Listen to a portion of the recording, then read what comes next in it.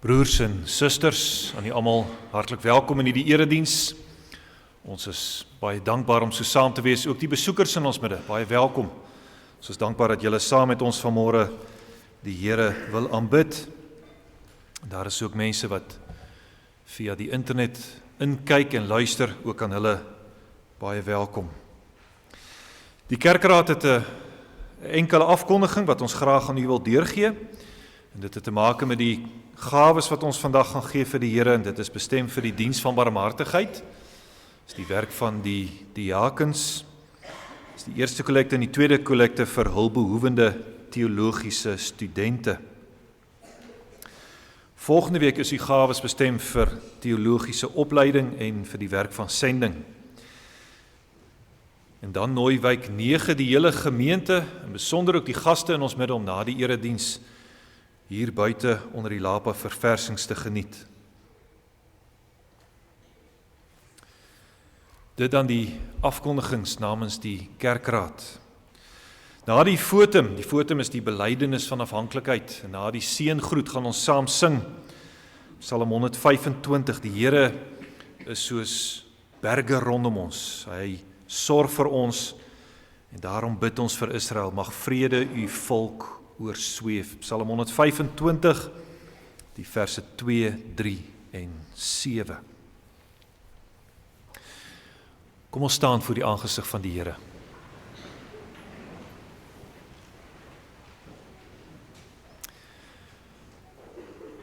En dan bely ons saam, ons hulp is in die naam van die Here, wat die hemel en die aarde gemaak het, wat getrou bly tot in ewigheid, en wat die werke van sy hande nooit sal laat vaar nie. En hy kom na ons toe met sy groet, genade vir julle en vrede van God ons Vader en van ons Here Jesus Christus deur die kragtige werking van die Heilige Gees. Amen.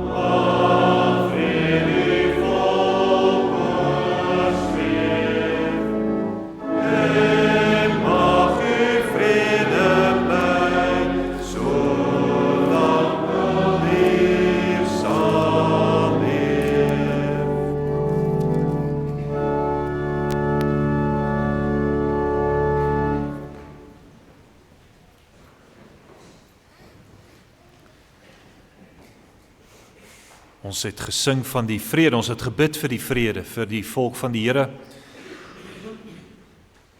En ons gaan ook in Psalm 139 daarvan sing, dat die Here elkeen van ons op die weg van ewige vrede sal lei, en daarvoor bid ons dat hy ons harte sal ondersoek, dat hy ons sal help om voor hom te kom, oop en eerlik met al ons gebreke, En dis wat ons gaan sing nadat ons na die wet van die Here geluister het, direk nadat ons uit Eksodus 20 gelees het, Psalm 139 vers 12.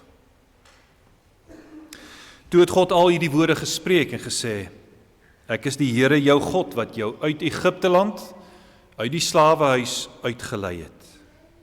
Jy mag geen ander gode voor my aangesig hê nie. Jy mag vir jou geen gesneede beeld of enige gelykenis maak van wat bo in die hemel is, of van wat onder op die aarde is, of van wat in die waters onder die aarde is nie. Jy mag jou voor hulle nie neerbuig en hulle nie dien nie, want ek, die Here jou God, is 'n jaloerse God, wat die misdaad van die vaders besoek aan die kinders, aan die 3de en aan die 4de geslag van die wat my haat. En ek bewys barmhartigheid aan duisende van die wat my liefhet en my gebooie onderhou. Jy mag die naam van die Here jou God nie ydelik gebruik nie, want die Here sal die een wat sy naam ydelik gebruik, nie ongestraf laat bly nie. Gedenk die Sabbatdag, dat jy dit heilig. 6 dae moet jy arbei en al jou werk doen, maar die 7de dag is die Sabbat van die Here jou God, dan mag jy geen werk doen nie. Jy of jou seun of jou dogter, of jou dienskneg of jou diensmaagd, of jou vee of jou vreemdeling wat in jou poorte is nie, want in 6 dae het die Here die hemel en die aarde gemaak, die see en alles wat daarin is, en op die 7de dag het hy gerus. Daarom het die Here die Sabbatdag geseën en dit geheilig. Eer jou vader en jou moeder, dat jou dae verleng mag word in die land wat die Here jou God aan jou gee. Jy mag nie doodslaan nie. Jy mag nie egbreek nie. Jy mag nie steel nie. Jy mag geen valse getuienis teen jou naaste spreek nie. Jy mag nie jou naaste se huis begeer nie. Jy mag nie jou naaste se vrou begeer nie. Of sy dienskneg, of sy diensmaagd, of sy os, of sy esel, of iets wat van jou naaste is nie.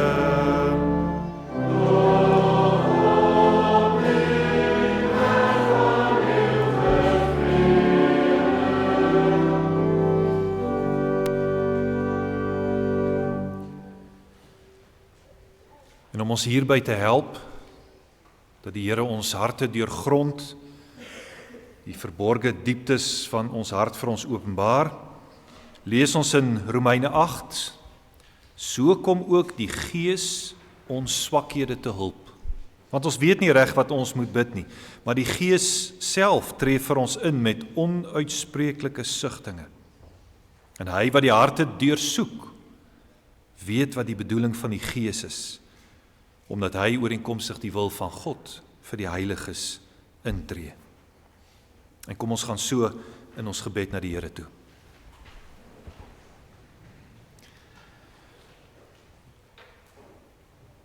Vader in die hemel,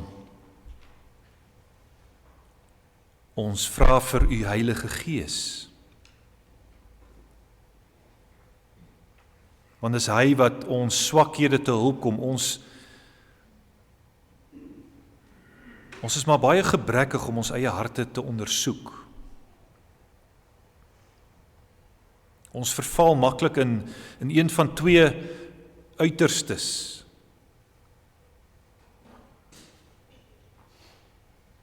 Die een uiterste is dat ons harte op so 'n manier ondersoek, dat ons in depressie verval, dat ons so diep wegsak, dat daar vir ons geen hoop meer is nie. En die ander uiterste is dat ons dit op so 'n manier doen, dat ons glad nie meer die foute raak sien nie. Maar ons bid vir u Gees. En ons bid dat hy ooreenkomstig u wil, die wil waarvan ons sopas gelees het, vir ons intree. En dat hy vir u vertel wat in ons harte leef. En dan bid ons vir die vergifnis in Christus. Die vryspraak wat daar is vir elkeen wat in hom glo. En ons bid dat u elkeen van ons op die weg van ewige vrede sal lei. Is nie 'n maklike weg nie. Is nie 'n weg waarop altyd alles goed gaan met ons nie. Maar dis 'n weg van vrede. Vrede in ons harte en uiteindelik die ewige vrede by u.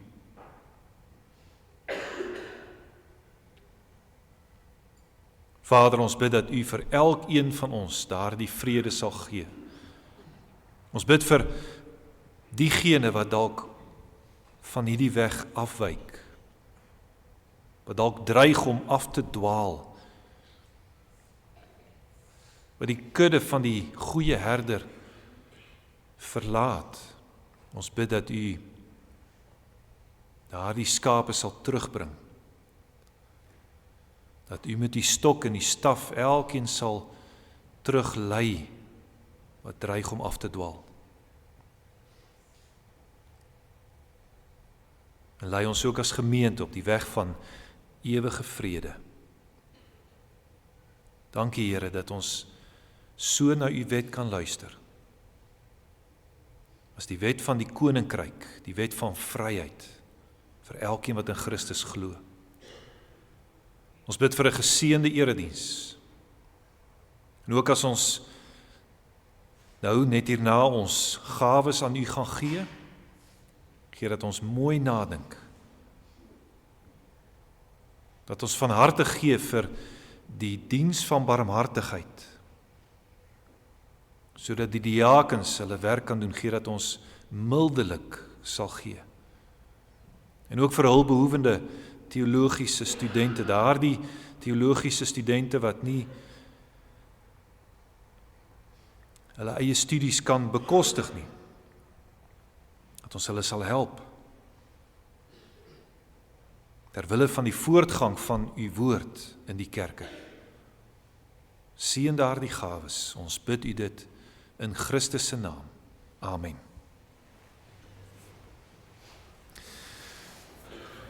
Gemeente, u mag nou rustig u gawes aan die Here gee, en kom ons doen dit met groot nadenke, soos ek genoem het, vir die diakonie en vir hulpbehoevende teologiese studente.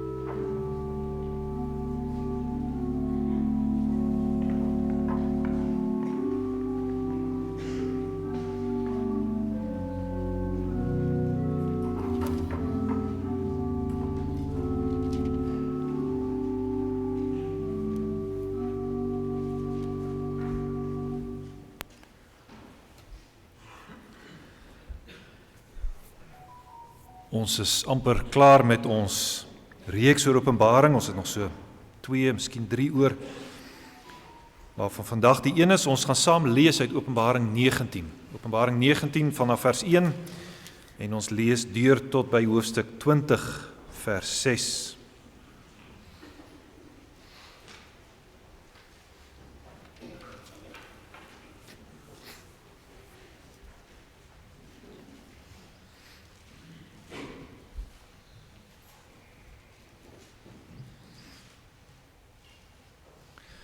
Openbaring 19 vanaf vers 1. En na hierdie dinge het ek iets soos 'n groot stem van 'n groot menigte in die hemel gehoor, wat sê, Halleluja, die heil en die heerlikheid en die eer en die krag aan die Here onse God. Want sy oordeele is waaragtig en regverdig.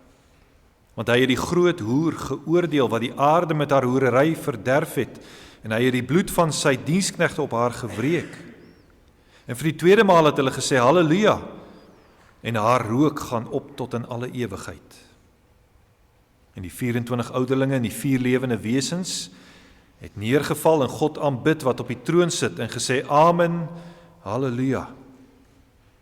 En 'n stem het uit die troon uitgegaan en gesê, Prys onse God, al sy diensknegte, en julle wat hom vrees, klein en groot. En ek het iets gehoor soos die stem van 'n groot menigte en soos die geluid van baie waters en soos die geluid van sterk donderslae wat sê Halleluja, want die Here God die Almagtige het die koningskap aanvaar. Laat ons bly wees en ons verheug en aan hom die heerlikheid gee, want die bruilof van die lam het gekom en sy vrou het haar gereed gemaak. En aan haar is gegee om bekleed te wees met rein en blink fyn linne, want die fyn linne is die regverdige dade van die heiliges. Toe sê hy vir my, skryf, salig is die wat genooi is na die bruilofsmaal van die lam, en hy sê vir my, dit is die waaragtige woorde van God. En ek het voor sy voete neergeval om hom te aanbid, maar hy het vir my gesê, moenie, ek is 'n medediensknegt van jou en van jou broeders, wat die getuienis van Jezus het, aanbid God. Want die getuienis van Jezus is die gees van die profesie. Toe het ek die hemel geopend gesien, en daar was 'n wit perd, en hy wat daarop sit word genoem getrou en waaragtig, en hy oordeel en voer oorlog en geregtigheid. En sy oë was soos 'n vuurvlam, en op sy hoof was baie krone, en hy het 'n naam wat geskrywe is, wat niemand ken nie behalwe hy self. En hy was bekleed met 'n kleed wat in bloed gedoop was, en sy naam is die woord van God. En die leers in die hemel het hom gevolg op wit perde, bekleed met wit en rein fyn linne. En uit sy mond gaan daar 'n skerp swaard om die nasies daarmee te slaan, en hy sal hulle met 'n ysterstaf regeer, en hy trap die parskuip van die wyn van die grimmigheid en van die toorn van God, die Almagtige. En hy dra op sy kleed en op sy heup die naam wat geskrywe is, die koning van die konings en die Here van die Here. En ek het een engel sien staan in die son, en hy het met 'n groot stem uitgeroep en vir al die voëls gesê wat in die middel van die lug vlieg, kom hierheen en versamel julle tot die maaltyd van die groote God, dat julle kan eet die vlees van konings en die vlees van owerstes oor 1000, en die vlees van sterkes, en die vlees van perde en van die wat daarop sit, en die vlees van almal, vrymense sowel as slawe, klein sowel as groot. En ek het die dier en die konings van die aarde en hulle leers versameld gesien om oorlog te voer teen hom wat op die perd sit en teen sy leer. En die dier is gevange geneem en saam met hom die valse profeet wat die tekens in sy teenwoordigheid gedoen het, waarmee hy hulle verlei het wat die merk van die dier ontvang en sy beeld aanbid het. Lewend is die 2 gewerp in die vuurpoel wat met swaal brand. En die ander is gedood met die swaard wat uit die mond gaan van hom wat op die perd sit, en al die voëls is versadig van hulle vlees. En ek het 'n engel uit die hemel sien neerdal, met die sleutel van die afgrond en 'n groot ketting in sy hand. En hy het die draak gegryp, die ou slang wat die duiwel en die Satan is, en hy het hom gebind 1000 jaar lank. En hom in die afgrond gewerp en hom toegesluit, en het bo hom verseël, sodat hy die nasies nie meer sou verlei, totdat die 1000 jaar voleindig is nie.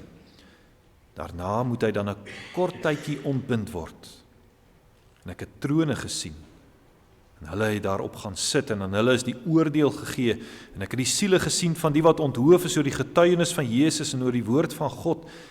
En die wat die dier in sy beeld nie aanbid het nie en die merk op hulle voorhoof en op hulle hand nie ontvang het nie. En hulle het geleef en as konings geregeer saam met Christus die 1000 jaar lank. En die ander dode het nie herlewe totdat die 1000 jaar volëindig was nie. Dit is die eerste opstanding. Salig en heilig is hy wat deel het aan die eerste opstanding, oor hulle het die tweede dood geen mag nie. Maar hulle sal priesters van God en van Christus wees en hulle sal saam met hom as konings regeer 1000 jaar lank. Tot sover ons skriflesing. Ons het gelees van ons koning wat met 'n ysterstaf regeer. Kom ons sing daarvan. By Psalm 2, die trotsaards sal u met u ysterstaf soos erdepotte slaan tot gruis en skerf. Psalm 2, die verse 4, 5 en 6.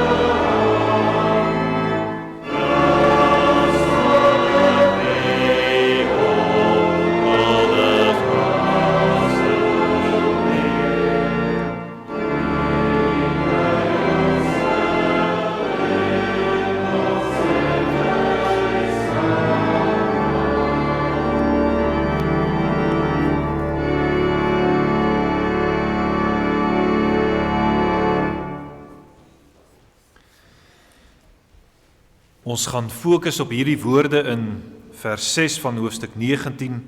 Halleluja, want die Here God die Almagtige het die koningskap aanvaar. Dit gaan ons vertrekpunt wees in die verkondiging van die woord van die Here.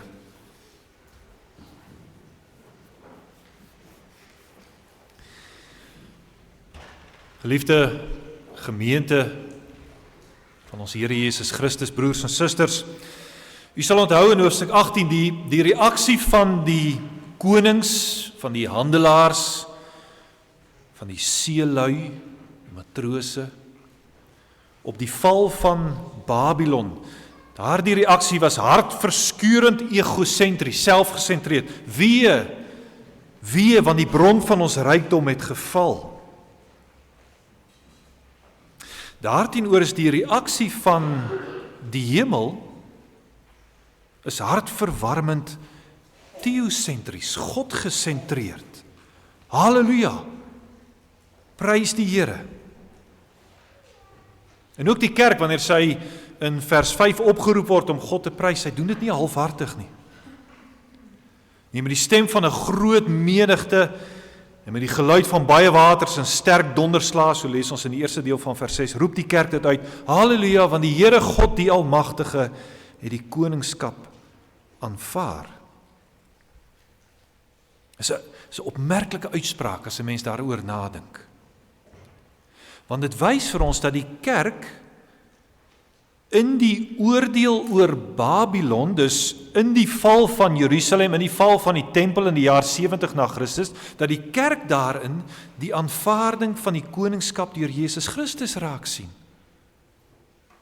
Op een of ander manier het die val van Jerusalem in die tempel het te maak met die vestiging van die koninkryk van Christus. Maar hoe presies? Wel, as mens die Nuwe Testament lees, dan kom jy agter dat die koninkryk van Christus geleidelik kom. Eers was daar die aankondiging van die koms van die koninkryk deur Johannes die Doper en deur Jesus Christus self. Hulle sê letterlik dieselfde: bekeer julle, want die koninkryk van die hemele het naby gekom. So dis die aankondiging. En dan kom Jesus met sy lyding en sterwe aan die kruis en dan waarborg hy die wettigheid van hierdie koninkryk. Sodanig dat Paulus in Filippense 2 kan sê, hy het homself verneder deur gehoorsaam te word tot die dood van die kruis, en daarom het God hom ook uitermate verhoog en hom 'n naam gegee wat bo elke naam is. En wat is daar die naam? Kyk maar na hoofstuk 19 vers 16, koning van die konings, Here van die Here. Kruis en koninkryk, het alles met mekaar te maak. En wat 'n rol speel dan die gebeure, die ondergang van 70 na Christus in die vestiging van die koninkryk?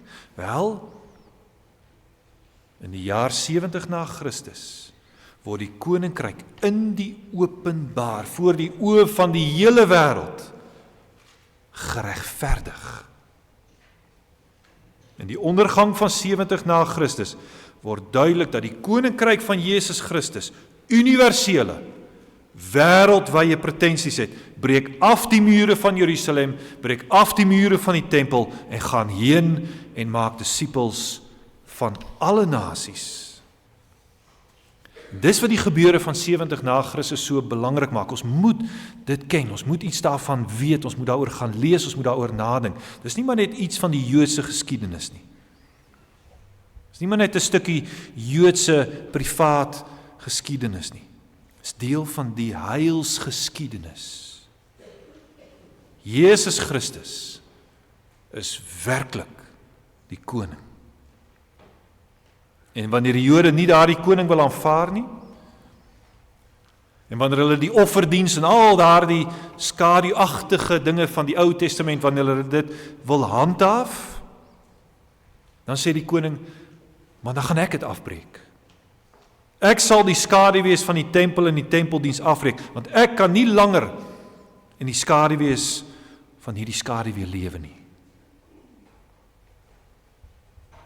En so maak Jesus die egskeiding met die hoer, waarvan ons verlede week gehoor het, die egskeiding met die hoer, met die Joodse volk wat hom nie wil aanvaar nie, maak hy dit finaal. En nou word die kerk sy bruid.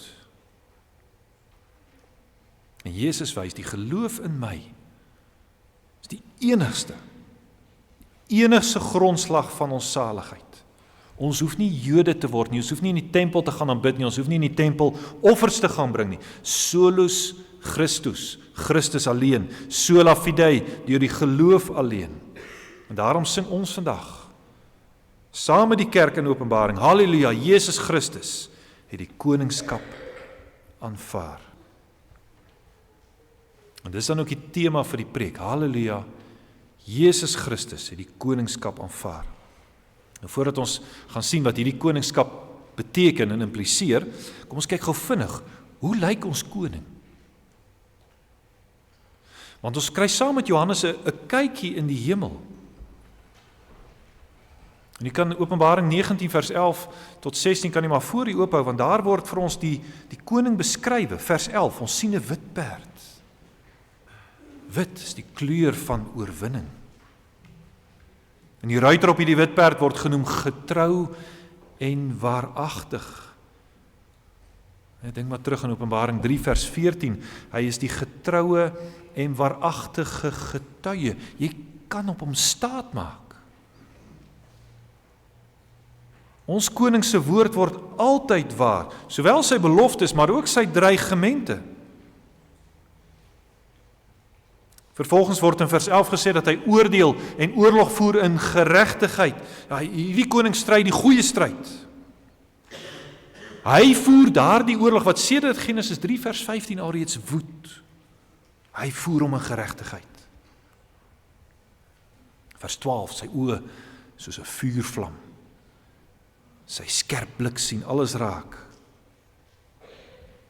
Op sy hoof is daar baie krone, want hy is immers die draer van 'n wêreldomspannende heerskappy. Hy het alle mag in die hemel en op die aarde, sê hy self in Matteus 28.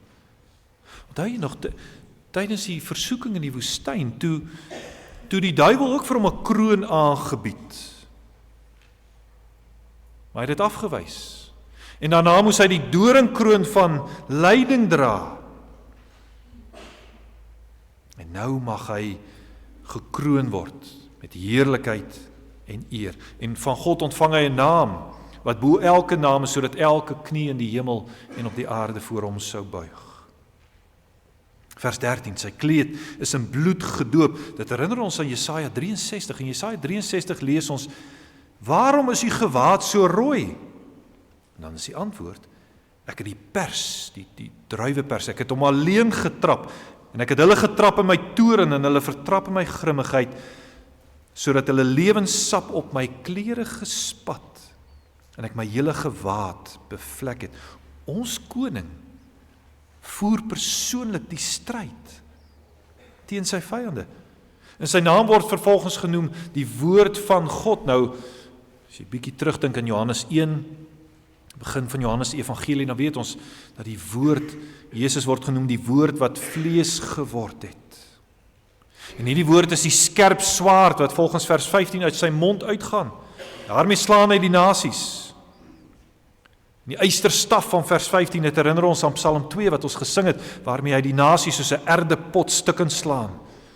So Christus voer 'n oorlog, maar hy doen dit nie met swaarde en met leermagte nie. En hy doen dit nie met bomme en met gewere nie, hy doen dit met die woord wat uit sy mond uitgaan. Vers 14. Hierdie koning word gevolg deur die leers van die hemel, dit verwys waarskynlik na die engele. Hulle volg Jesus in hierdie heilige oorlog, maar kyk bietjie, hulle klere is spierwit. Hoekom sou dit wees?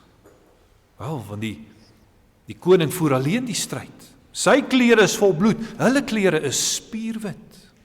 Christus oorwin sonder enige hulp, aan hom alleen kom alle eer toe. En dan in vers 16 lees ons ten slotte dat daar op sy kleed die naam geskryf is aan koning van die konings en die Here van die Here. Hy het absolute volmag, onbeperkte heerskappy. Almal, die groot stad Babylon, maar ook die draak en die dier, almal moet voor hom soog. Dis ons koning, gemeente. Hy het volledige heerskappy oor hierdie wêreld. Hy onderwerp sy vyande, wat ook ons vyande is, en hy doen dit deur sy woord. Nou voordat ons verder gaan, kom ons sing hiervan. Dis 'n beruiming van Openbaring 19. En dit beskryf vir ons hierdie koning.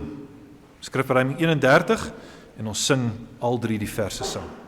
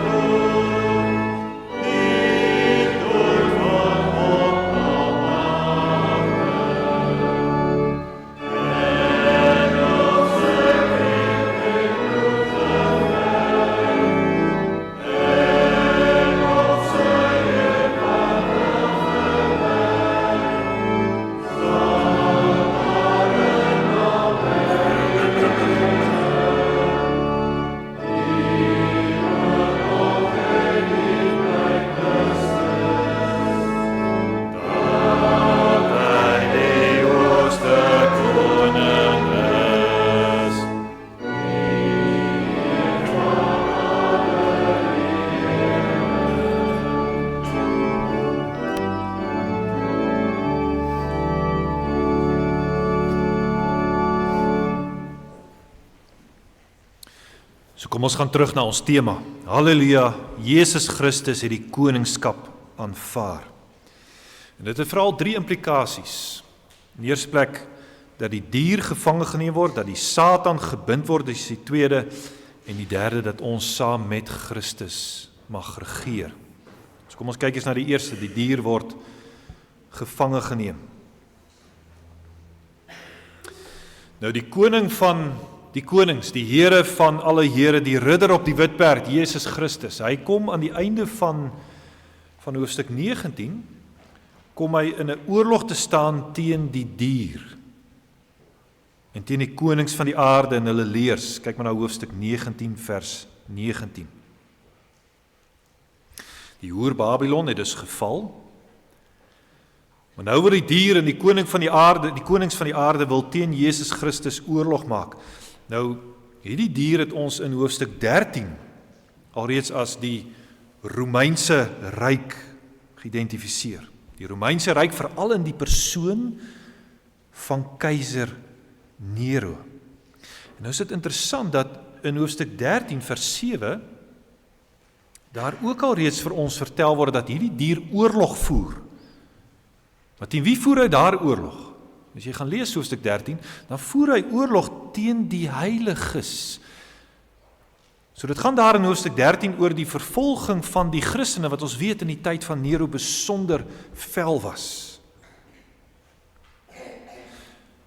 Maar wat Nero nie besef het nie, is dat wanneer hy die Christene so wreed vervolg, dan bring hy daarmee hulle koning in beweging. Christenvervolging is in wese Christus vervolging. Die apostel Paulus, voordat hy Paulus geword het, was hy Saulus, moes dit ook leer. Jy onthou toe hy in Handelinge 9 op pad is na Damaskus, om daar die Christene te vervolg, dan ontmoet hy die lewende Christus, en die sê vir hom, ek is Jesus wat jy vervolg. En net so Saulus op die pad na Damaskus, so kom ook die dier, oog in oog met koning Jesus. Die dier maak oorlog teen die gelowiges, Openbaring 13, maar uiteindelik is dit 'n oorlog teen niemand anders as Jesus Christus nie, Openbaring 19. Maar dan lees ons dat hierdie stryd beslis word nog voordat dit behoorlik begin het. Die dier en die valse profeet word sonder teenstand gevange geneem. Hoofstuk 19 vers 20. Aanvanklik was die Romeinse ryk, kom ons noem hulle die eksekuteurs, die uitvoerders van God se oordeel oor die hoer Babylon. Die Here gebruik hulle om sy oordeel, sy straf oor Jerusalem en die tempel te bring. Maar daarna word hulle self ook gestraf. En dis iets wat ons verskeie male in die Ou Testament teekom. God maak gebruik van volke en van nasies en van konings om sy verbondsvolk te straf. Maar vervolgens word hulle self ook gestraf. Dink aan wat ons lees in Jesaja 10.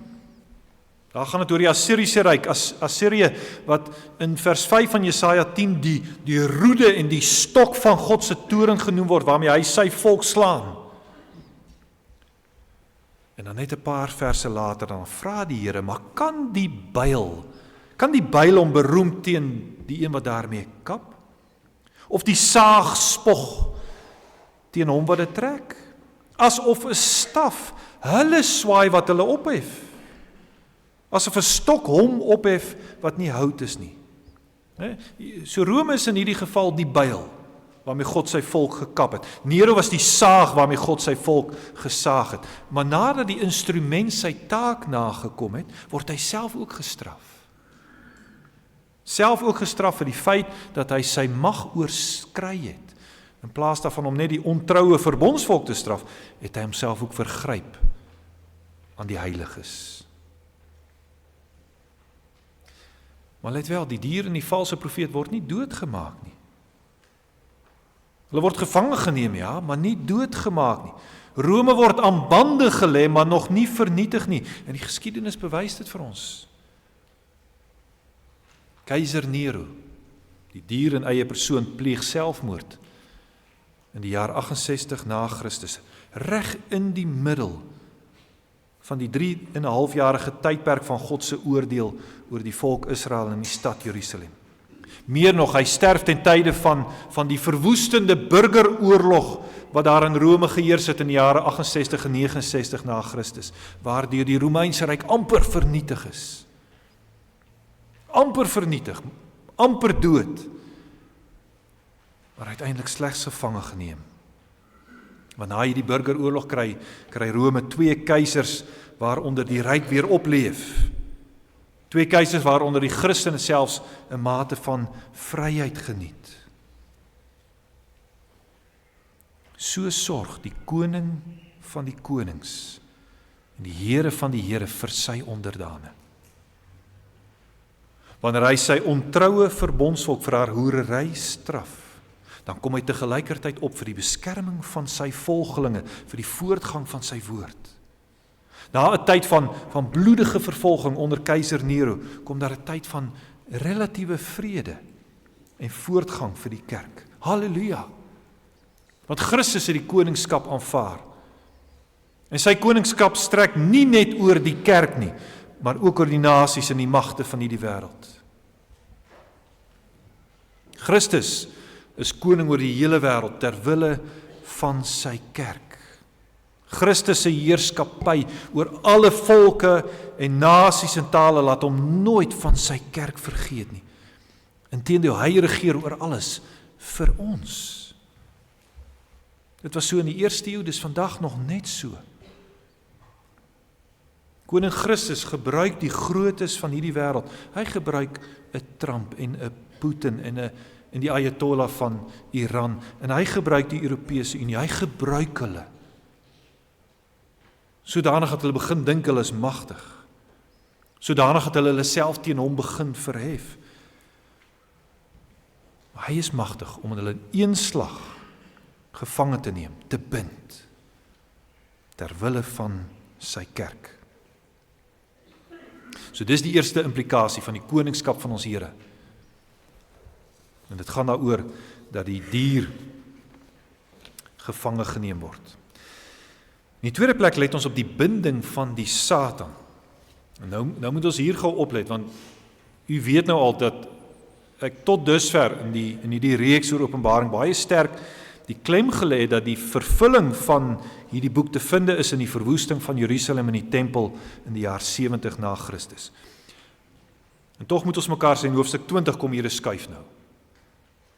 In hoofstuk 20 lyk dit asof Johannes se perspektief wat veral op hierdie situasie in 70 na Christus gefokus was, asof dit skielik nou oopmaak na die toekoms. Die 1000 jaar waarvan hy hier praat, strek ongetwyfeld baie verder vorentoe. En ons sien naamlik dat die draak wat ook genoem word die ou slang, die duiwel, die Satan, kyk maar nou hoofstuk 20 vers 2, die draak word gegryp en 1000 jaar lank gebind. Nou is dit baie belangrik om te verstaan dat hierdie binding is nie ergens in die toekoms gaan dit gebeur nie. Hierdie binding het reeds plaasgevind in die tyd van die Here Jesus hier op aarde. Luister maar wat sê die Here Jesus in Matteus 12.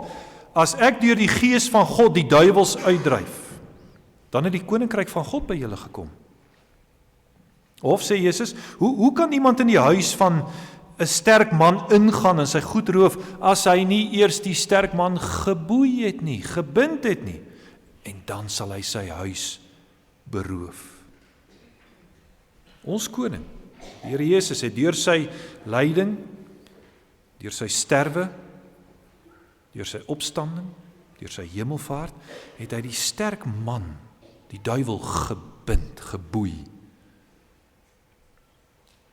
En nou gaan die woord uit, en deur die verkondiging van die woord is hy besig om die sterk man se goed te roof. Is hy besig om manne en vroue uit die mag van die Satan te red en oor te bring na sy koninkryk toe.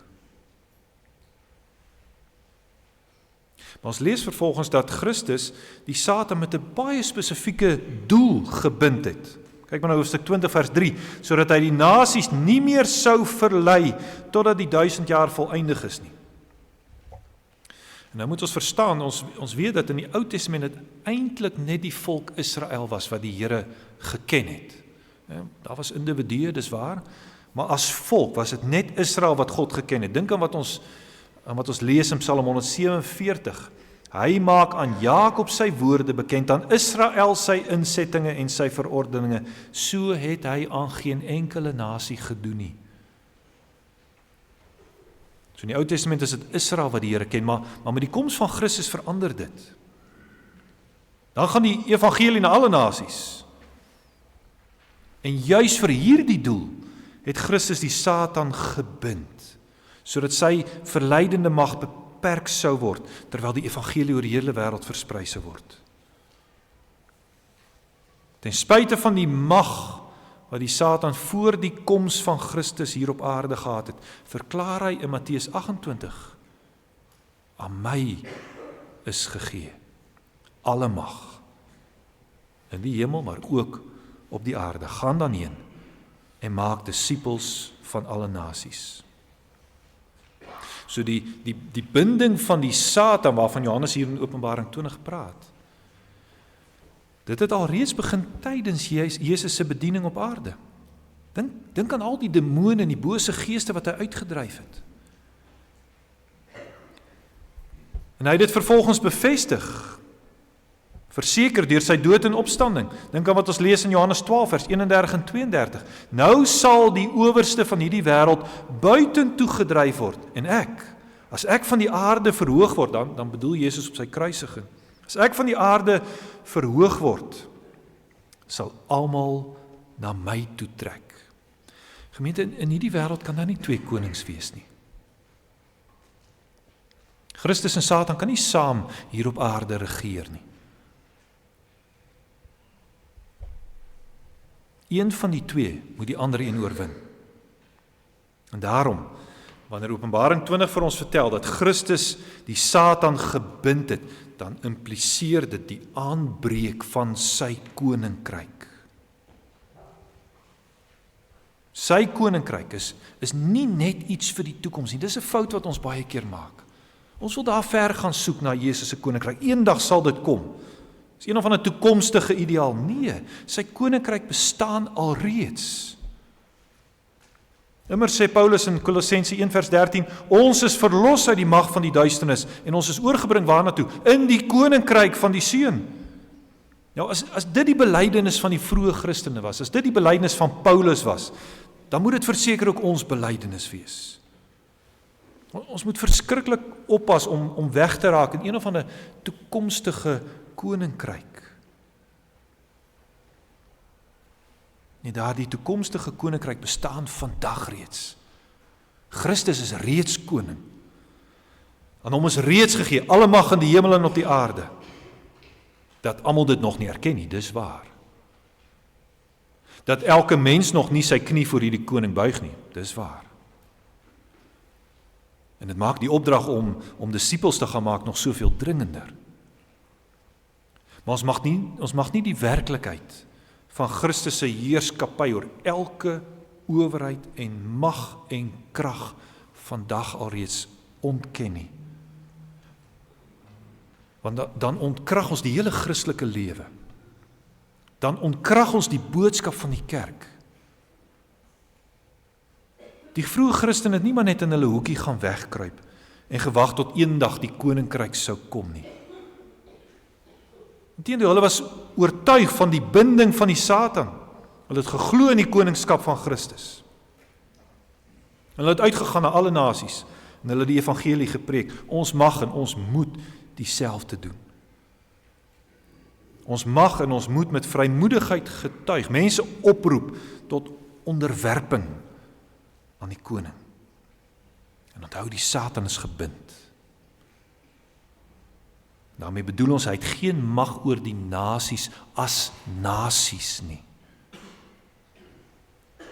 Massaverleiding is nie meer in sy mag nie. Tuurlik nie, die duiwel het mag oor individue.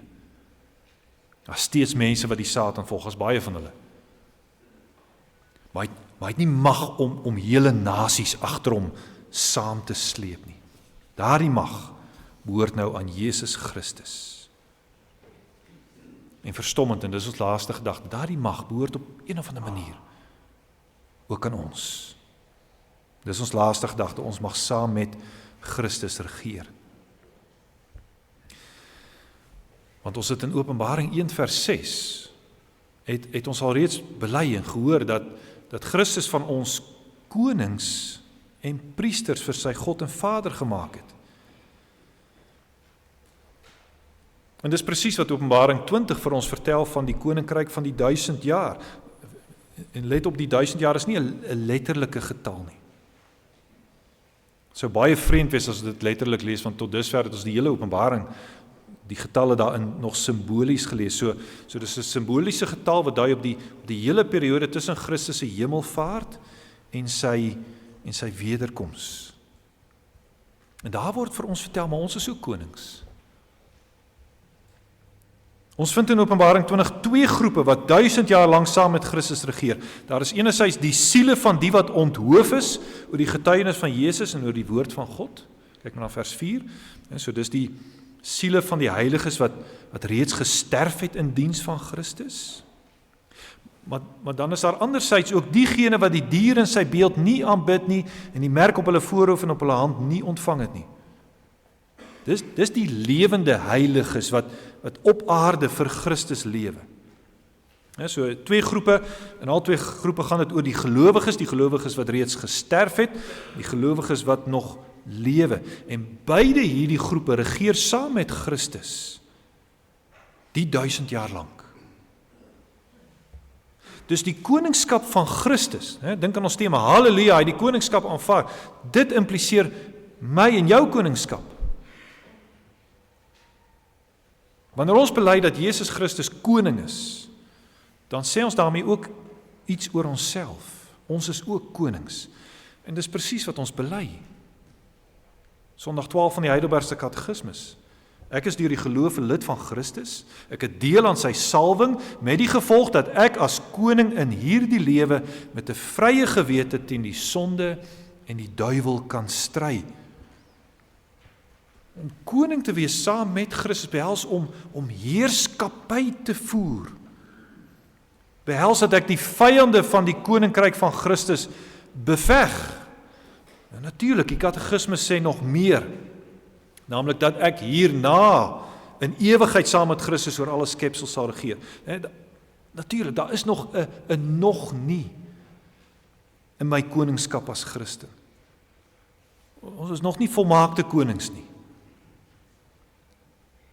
Maar ons moet erken dit wat wel bereik is. Ek is alreeds koning, ek regeer vandag saam met Christus teen die bose en teen die sonde. Dis nie goed genoeg wanneer ons hierdie geliefde verskoning gebruik, ja maar ek is ook maar net 'n sondaar. Ek is ook maar net 'n mens. Dis nie goed genoeg nie. Dis nie goed genoeg om agter jou sondige karakter weg te skou nie. Want in Christus het ek en jy meer ontvang. As ons gaan skuil agter ons sondige karakter, dan ontken ons Sondag 1 van die katekismus. My enigste troos in lewe en sterwe na liggaam en siel is dat ek uit die heerskappy van die duiwel verlos is en nou aan Jesus Christus behoort. Hy maak my van harte gewillig en bereid om voortaan vir hom te lewe. Aanvaar daar die koningskap. As jy die hele tyd agter jou sondige natuur skuil, dan ontken jy sy krag, dan lê jy jou amp as Christen neer. Jy doen afstand van die troon wat koning Jesus jou gegee het. Wat bedoel jy wanneer jy bid, laat u koninkryk kom? Is dit iets vir eendag? Weereens, die katekismus leer ons anders. Sondag 48, regeer ons so deur u woord en gees, dat ons hoe langer hoe meer aan u onderwerp. Bewaar u kerk, laat dit groei, vernietig die werke van die duiwel, elke mag wat teen u opstaan, alle kwaadwillige planne wat teen die heilige woord bedink word, totdat die volkomenheid van u ryk kom. Die totdat moet inderdaad nog kom, ons wag daarvoor. Sien uit daarna. Maar intussen mag ons alreeds heers. Intussen mag ek elke deeltjie van my lewe, elke deel van hierdie wêreld mag ek opeis vir Koning Christus. Ons mag elke gedagte gevange neem tot gehoorsaamheid aan Jesus Christus. Ons mag elke mens opeis met die oproep, laat jou met God versoen. Want Christus het die koningskap aanvaar en ons met hom. Amen.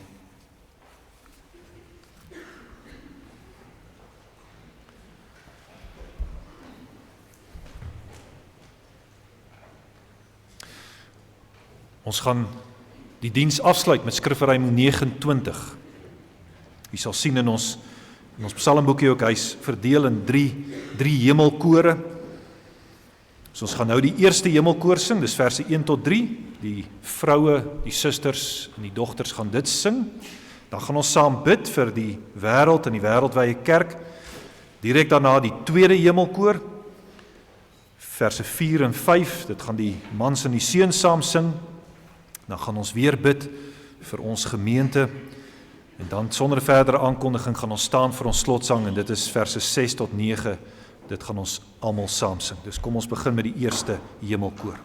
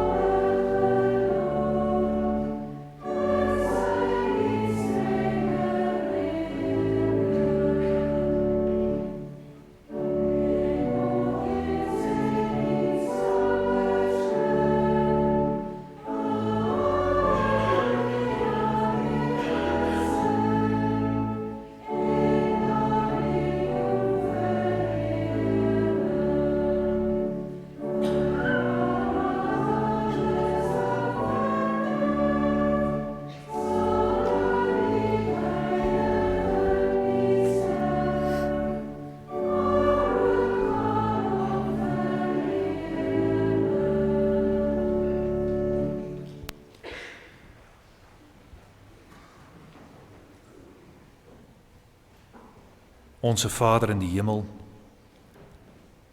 ons dankie dat die Here Jesus die koningskap aanvaar het. En dat hy oor elke krag en mag en heerskappy regeer. Dankie dat elke koning, elke president, elke wêreldleier, elke diktator aan hom onderworpe is. En dankie dat hy alles lei, die hele wêreldgeskiedenis, ter wille van sy kerk. En daarom dra ons die wêreldgebeure aan u op. Veral dit wat gebeur in die Midde-Ooste, in Iran, dit wat gebeur in Oekraïne, in Rusland,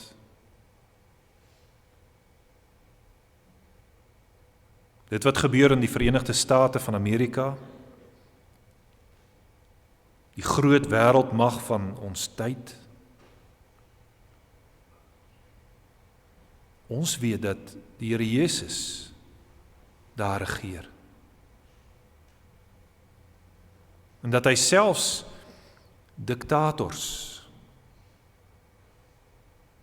moordenaars wat hulle self as heersers uitgee, dat hy selfs hulle kan gebruik vir sy doel, vir die koms van sy koninkryk, vir die vestiging van sy koningskap hier op aarde.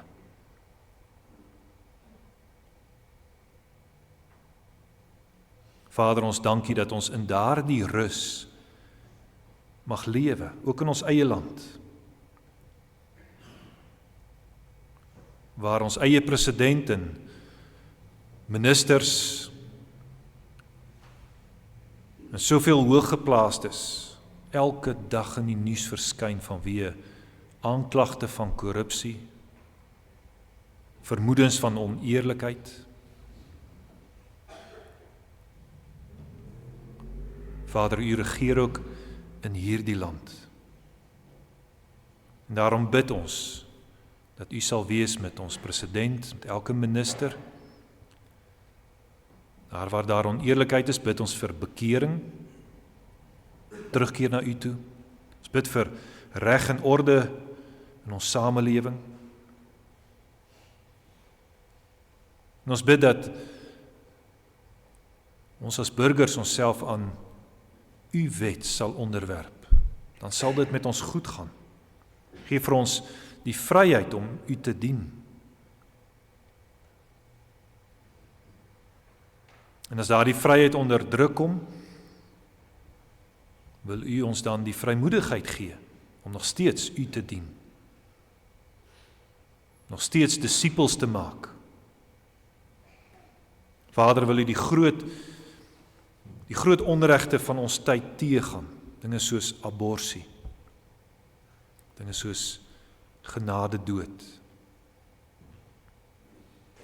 Wat as menseregte uitgegee word, maar wat moord is voor u aangesig. Ons bid vir u kerk wêreldwyd, veral in lande waar daar vervolging is, waar daar soveel druk op u kinders is. Het sy vanweë 'n ideologie soos kommunisme, of 'n godsdienst soos Islam, of sommer net paranoia van leiers wat bang is dat die kerk 'n gevaar inhou. Wil u gelowiges laat volhard. En waar daar wel bloed vergiet word, wil u dit wreek. Want die bloed van die kinders is kosbaar in die oë. En Vader, wil u kerk, u koninkryk laat groei. Bewaar u kerk, laat dit groei, beskerm ons teen die aanvalle van die Satan en breek daardie aanvalle af. Ons bid dit in Christus se naam alleen. Amen.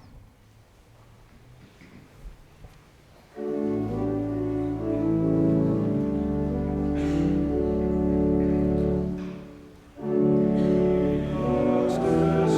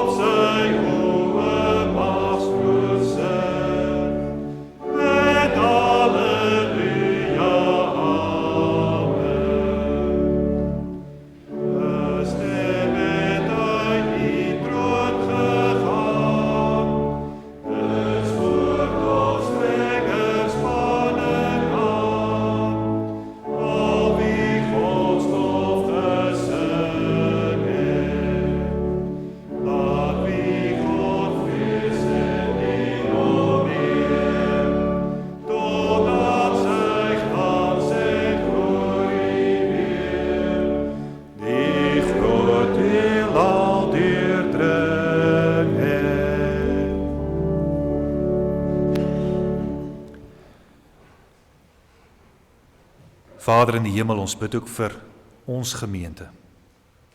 Dankie dat U koning is, ook vir ons. Daarom wil ons ook hierdie gemeente aan U opdra.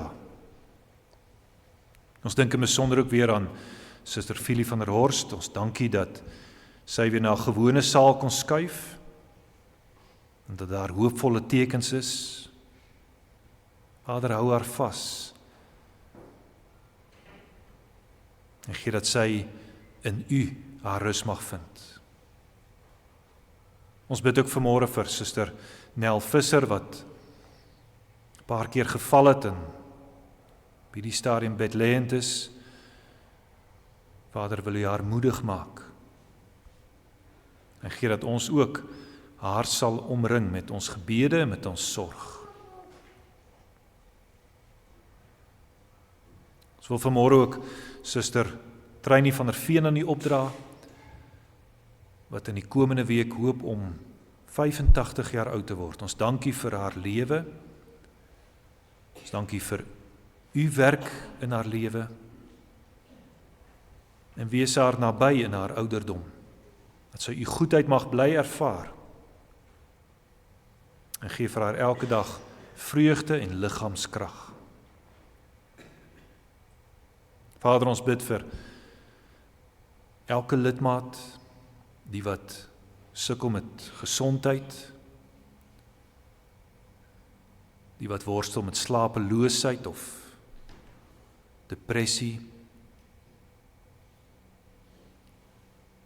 die wat sukkel om te konsentreer. Vader, wil U met elkeen wees, sorg vir die huwelike in ons gemeente, wees ook met die wat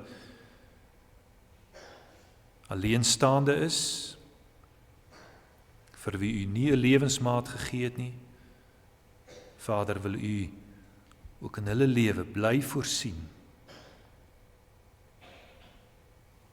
Wil U ons as gemeente help om getuies te wees, dat ons sal ywer, dat baie meer mense van U mag hoor en van die koningskap van Christus. Ons bid U dit in Christus se naam en uit genade. Amen.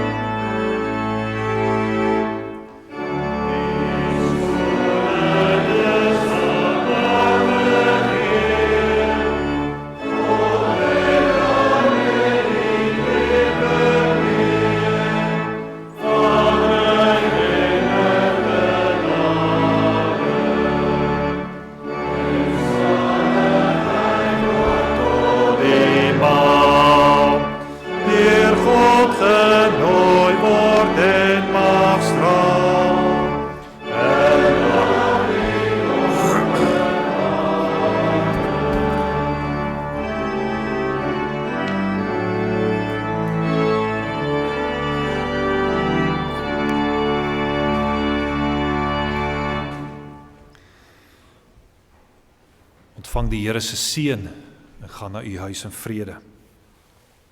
Die Here sal jou seën en jou behoed. Die Here sal sy aangesig oor jou laat skyn en jou genadig wees. Die Here sal sy aangesig oor jou verhef en aan jou sy vrede gee.